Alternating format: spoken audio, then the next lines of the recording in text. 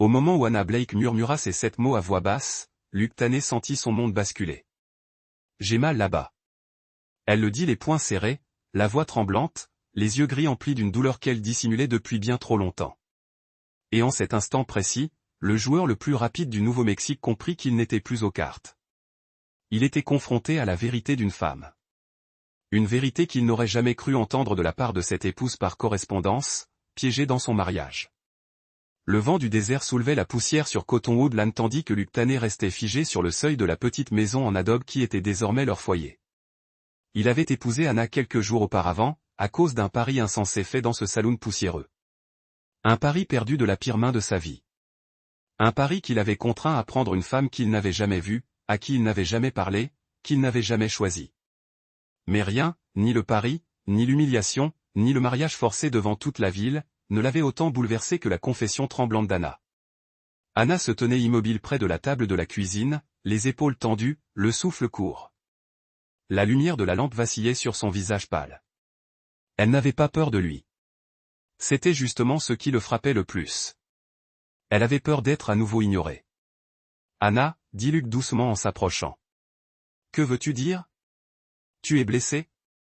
Sa voix était un murmure si faible qu'il dut se pencher pour l'entendre.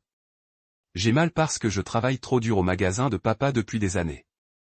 Je porte des caisses, je reste debout toute la journée, sans jamais me reposer. Je ne l'ai jamais dit à personne. Ni à papa, ni au médecin, à personne.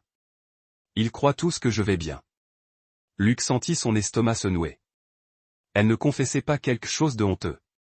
Elle confessait à quel point elle avait été invisible toute sa vie.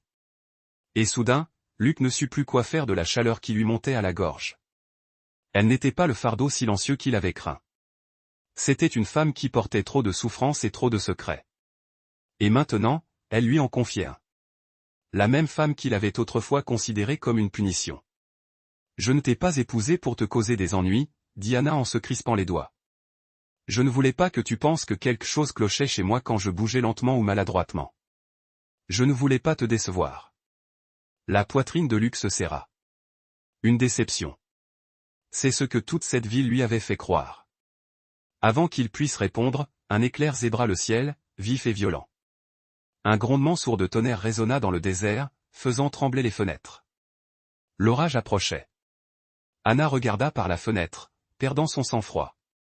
La saison des orages est arrivée tôt, murmura-t-elle. Papa disait toujours, ces vents arrachent les toits comme s'ils étaient en papier. Luc s'approcha, attiré par quelque chose d'inexplicable. Anna, dit-il doucement. Tu n'es pas une déception, et tu n'es pas le fruit du hasard. Je te le promets. Elle cligna des yeux, surprise. Avant qu'il n'ait pu en dire plus, le vent s'abattit si violemment sur la maison que les lampes tremblèrent. Les murs grincèrent et un craquement sec retentit au-dessus d'eux. Le toit. Anna halta.